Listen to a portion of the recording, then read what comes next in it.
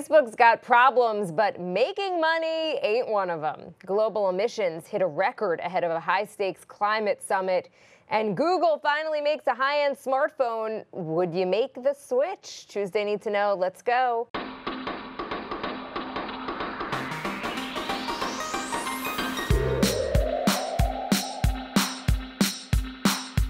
Good morning, this is Cheddar's Need to Know podcast for Tuesday, October 26th. I'm Jill Wagner with Carlo Versano, who for some reason is just yawning nonstop. What's going on over there? Well, you know what's going on? It's Tuesday, Jill. How is it only Tuesday? We were saying last week that the week was flying by. I could have sworn that we'd be past Tuesday by now, but c'est la vie, here we are. Yeah, I have spent more time in the car so far this week than most commutes I do Monday through Friday. Yesterday, I got caught. There was a huge anti-vaccine mandate protest from, I think, the FDNY and city workers. I saw that. Oh, yes. If only I worked in the news and were somehow in the know about where these rallies were happening. Yes, I got caught in that. So I was stuck in about an extra hour and a half of traffic. And then this morning, we're dealing with a nor'easter here. And so my commute in was not fun. That is why we are a little bit late today, guys. But thank you for bearing with us. The weather out here in the Northeast is pretty brutal. We'll talk about that more in a minute. Okay, let's get to the news here. Facebook may have all the problems in the world except for the one that matters most to its bottom line. The company is basically a money printing machine. Facebook's latest earnings report showed a record profit in the third quarter, $9 billion on revenue of about $29 billion. That's up 33% over last year. More importantly, despite concerns that fewer young people are using Facebook, the total user base for its family of apps rose to 3.58 billion people. That's a little bit under half of the world's population. So while its reputation is basically in the dumpster, Facebook is doing just fine financially, and investors don't seem that concerned. The stock is up about 3% pre-market. Yeah, Mark Zuckerberg also on that earnings call yesterday making a point to defend the company against this onslaught of the new reports that we've been talking about, all based on those internal leaks from that whistleblower. He called those reports a, quote, coordinated effort to selectively leak documents to paint a false picture of our company, end quote. I mean, poor Zuckerberg. It must just be so frustrating to see misinformation spread like that, right? If only there was something he could do about it. But Zuck also, this is sort of important, he said on that call that he sees Facebook's new North Star as being young users. Basically, they want to pivot from it being kind of like a boomer product to focusing more on Gen Z and those younger consumers that are so important, which again is it's just a reminder that the only thing that matters is that even though Facebook is still net growing, right? It is a product that is fading in relevancy among young people. Young people are the ones that matter for a company like this. That's the flashing warning sign for this company. That being said, though, these earnings, I mean, they show you just how resilient a company like Facebook is, just by its sheer size, right? So what's happening in terms of the Facebook files or the Facebook papers and all of these reports that have been coming out in terms of the negative headlines, is that the whistleblower, Frances Haugen, remember her, she submitted a ton of documents to the SEC. According to Brian Stelter of Reliable Sources, redacted versions of those documents are now being shared with Congress and also the news media. So that's why the Facebook papers are not a 1 or 2 day story. That's why we are just going to continually be talking about this. So it started with the Wall Street Journal. Remember, that is the paper that first broke all of this stuff going on with Facebook. But now these documents are being shared with more than a dozen news outlets, from the New York Post to Gizmodo. Tech reporter Casey Newton says that he himself continues to receive new documents every weekday. And he said there's no particular theme or order to them. And he says it's extraordinary to be able to read these documents and learn more about the company.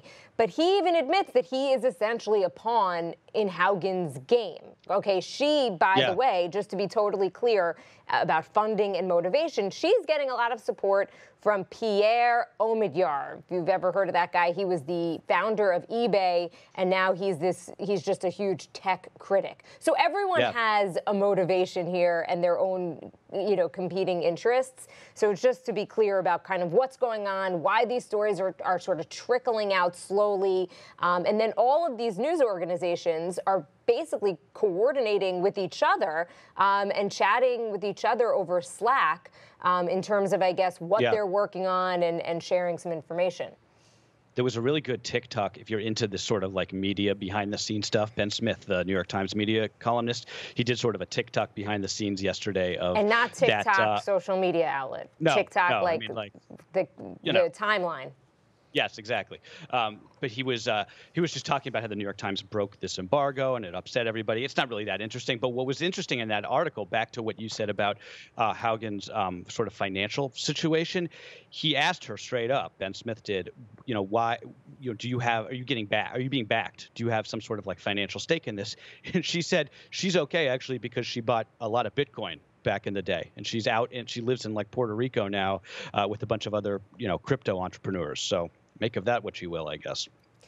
Okay, there are a few fascinating things I think that have come out from the reporting of these Facebook files. From The Atlantic, these documents show that the Facebook we have in the United States is actually the platform at its best in the most vulnerable parts of the world, places with limited internet access where smaller user numbers mean bad actors have undue influence. The trade-offs and mistakes that Facebook makes can have deadly consequences. According to a CNN report, take Ethiopia. Facebook knew it was being used to incite violence in that country and did little to stop the spread, according to the documents. Another report shows how individuals are creating multiple accounts to spread basically toxic politics. And also Facebook research shows that it is not popular, as you mentioned earlier, with young people. And specifically, they do not like the news feed.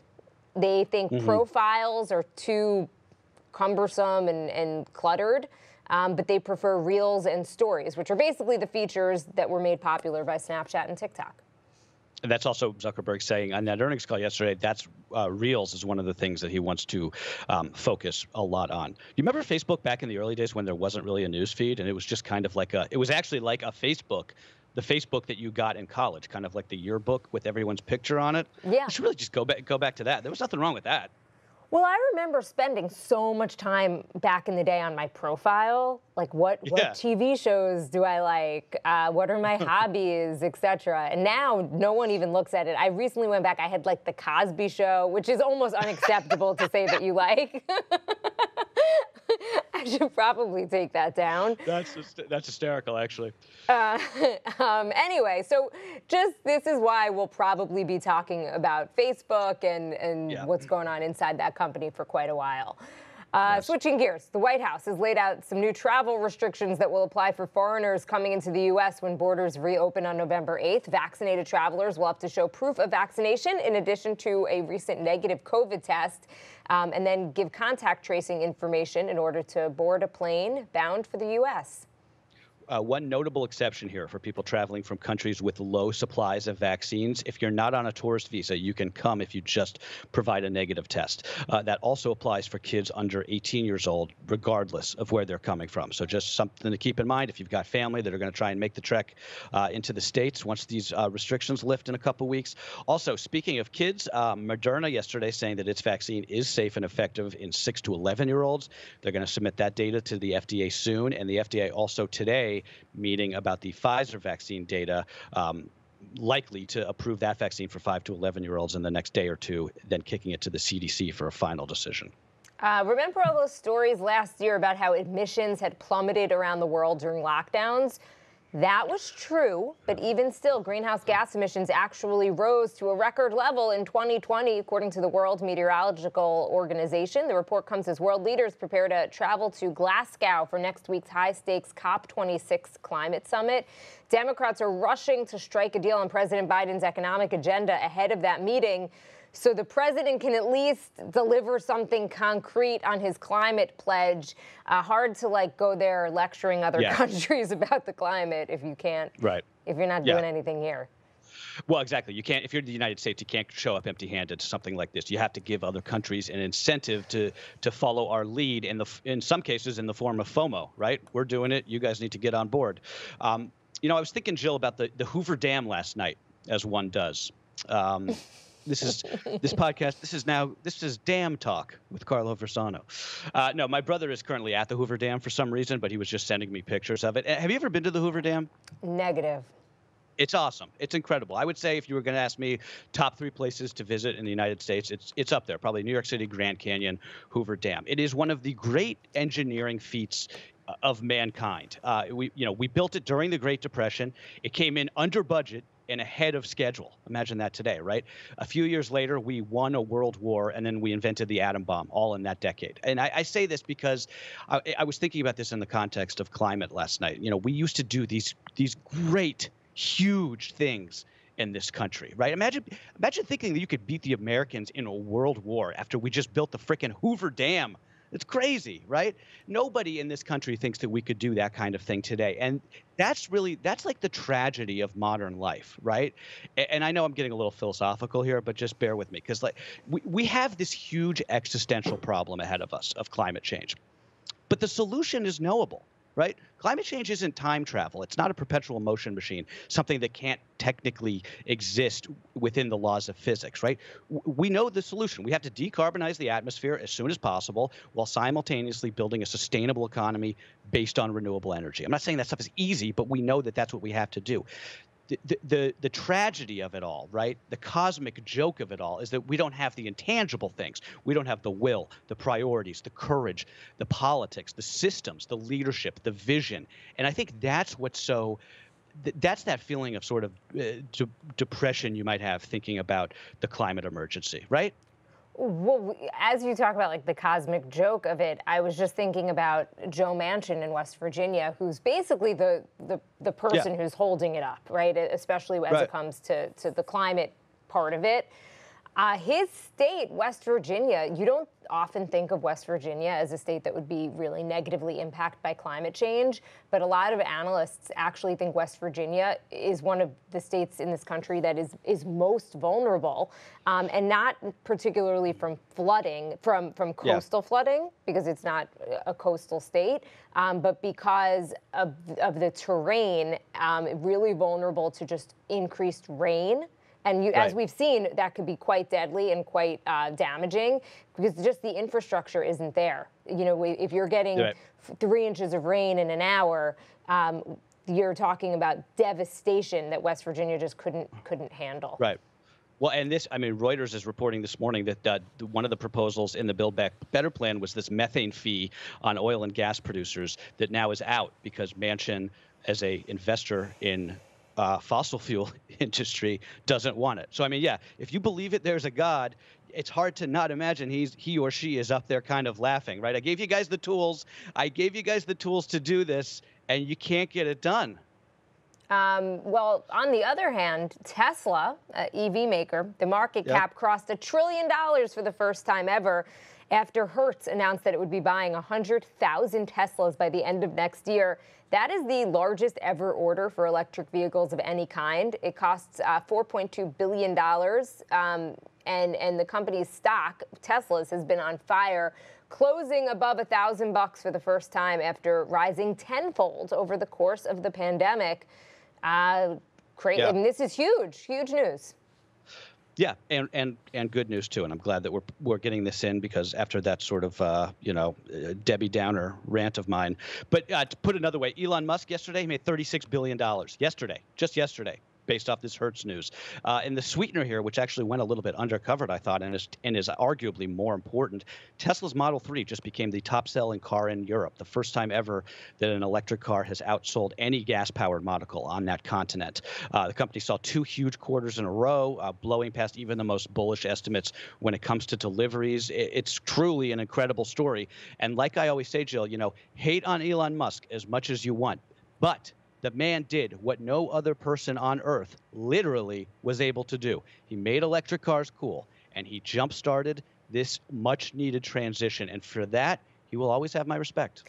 The irony is, and I could be totally naive here, of all of the tech billionaires or just the billionaires out there, I don't feel like he's actually driven by money necessarily. To me, and again, you're probably like, okay, Jill, whatever. But to me, of all of them, he feels like he like wants to change the world, actually. And we talk about SpaceX, Tesla, the Boring Company, which doesn't get much play, but also if that technology works in what he's trying to do, it would vastly improve everybody's lives when we talk about just giving us back some time, and getting from place to place.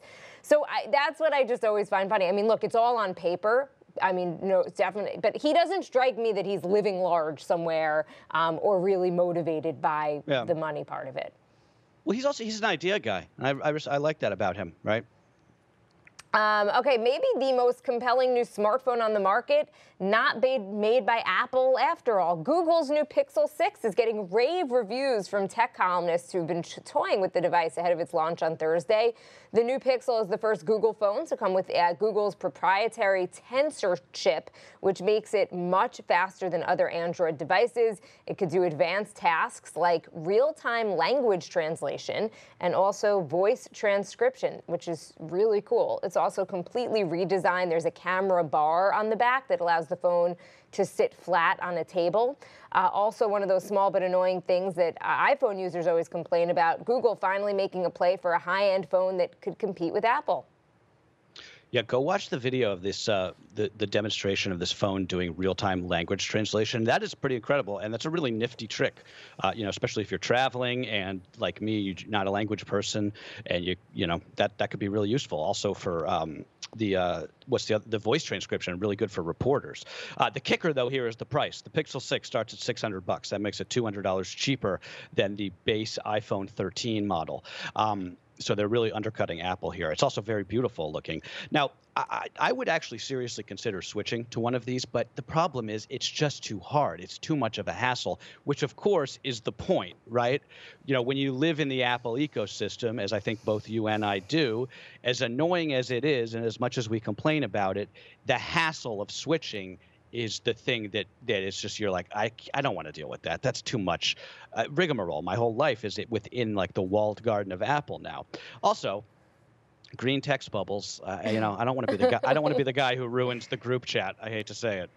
Dave Chappelle addressing the ongoing controversy over his latest Netflix special and a new stand-up routine. A video posted to his Instagram. The comedian says he is open to meeting with transgender Netflix employees who've called for the streamer to remove the closer from the platform, but said he will not be bending to anybody's demands. Chappelle also claims that an upcoming documentary that he made is being excluded from the film festival circuit. And he credited Netflix chief Ted Sarandos for sticking by him.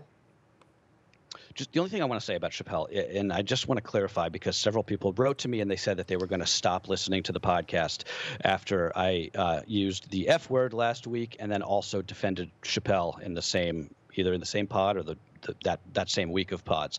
First of all, look, I'm sorry you're so sensitive. Perhaps this podcast is not for you. That's totally fine, right? That's cool. But my defense of Dave Chappelle, it's the same that I would make for any artist. It really has nothing to do with him personally. And I think that this whole thing is starting to get kind of lame and long in the tooth. And I think that he's kind of risking his reputation as a brilliant comic by kind of keeping this news cycle going here. But the bottom line is, I don't believe that you censor art in the United States of America. Period. It's a bad idea. It was a bad idea last year when during the BLM protest, Tina Fey said that she was going to cut scenes from 30 Rock that were offensive. That made offensive like blackface jokes. That was a bad idea. Censoring Dave Chappelle is a bad idea. And by the way, if you actually watched this special, he makes fun of a lot of people. It's not like he's just like out there ripping on the transgender community. I mean, he's sort of like an equal opportunity offender. Yeah, it's Carla. To that point, he did make some really offensive jokes about Jews, a joke called Space Jews. Yep. And it's only being discussed in Jewish circles. Like, it's not getting a lot of play, but it's extremely offensive. A lot of people say it's anti-Semitic. I personally, no, I think it's fine. Like, I don't like it. I was a little bit offended by it, but I think you can let him, to your point, he's a comic, it's art. I don't believe in censorship. Yeah. I do want to read a little bit from what he just released on Instagram.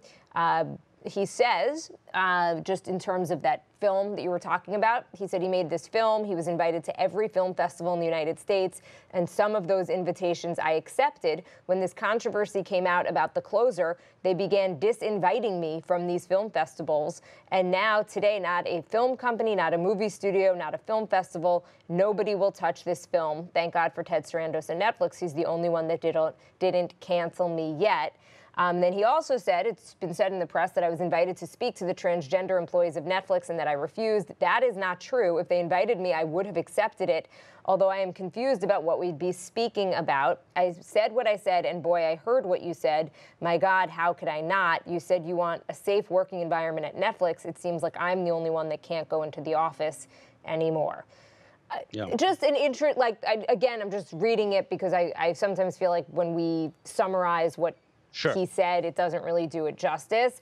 Kara Swisher had a great column about it, and I know we often quote her, but I think her take on it was pretty on point, where she said, look, she said, he mostly just wasn't funny. I mean, that was the whole problem, I think, with the documentary, with his special, is that he whether or not you think that it belongs on TV or it deserves a platform, it was just like, give it up. It almost seemed like he had like an axe to grind or something, and he couldn't move on. Anyway. Well, that's what's happening now. Yes, and now yes. And he also said his condition to meeting with the transgender community is that he wants them to watch the special, to have actually seen it from start to finish before. Anyway, look, it's totally controversial. I think that there's a lot of good points to be made in terms of real life harm that can be done to this community because of what was said in art and on specials like this. And I guess, I'm scared to say anything because we get hate now. People write in and are like, I'm no longer listening to your podcast, and we've got our careers to worry about, which is sad. It's sad that we're at a time where we can't openly say what we think. No, I agree. But the last thing I'll say is just to your point. The problem now is once comedians start getting in this self-referential feedback loop, it stops being funny, right? Comedians are there to sort of be cast stones at society and make fun of life in the modern world. This is just kind of boring at this point in terms of from a comedic perspective, right? I much prefer a little Ali Wong, Seinfeld. I just want to laugh if I'm watching a comedy special. I don't need the social commentary from Dave Chappelle. Yeah. I hear you. All right, time for more to know before we go. After the West Coast got pummeled by that series of severe storms, it is the East Coast's turn to take a beating. The first nor'easter of the season, bringing heavy rain and wind to an area from Appalachia to New England.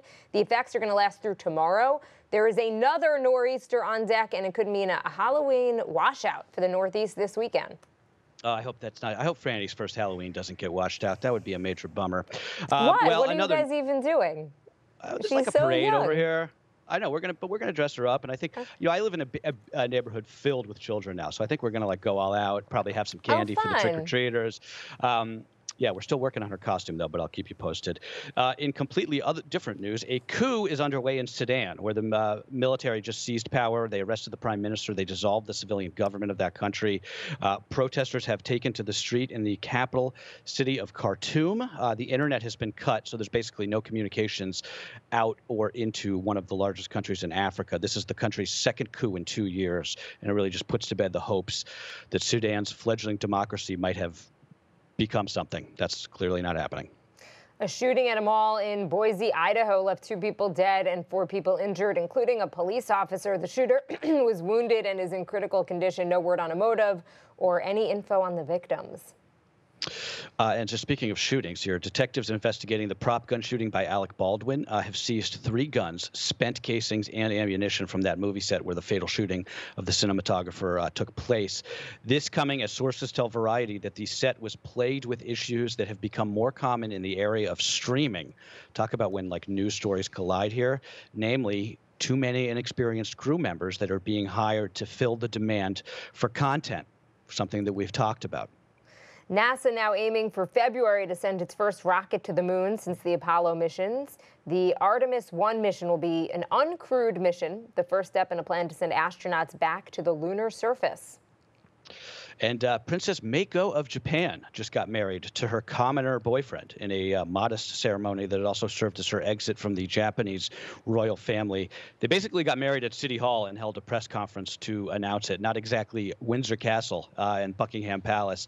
But if you think that the British royal family is kind of crazy, the Japanese fascination with their royals is truly something. The guy who married this princess, he has been pilloried in the media in Japan because, wait for it, he had the audacity to wear a pinstripe suit to his meeting with the emperor instead of the customary navy or black suit. I missed what you said, the customary what? Like, instead of wearing a black or navy suit, he wore pinstripes. And now he's like, persona non grata there.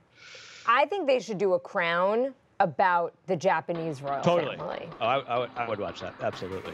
All right, that is what you need to know for Tuesday, October 26th. All right, guys, see you tomorrow.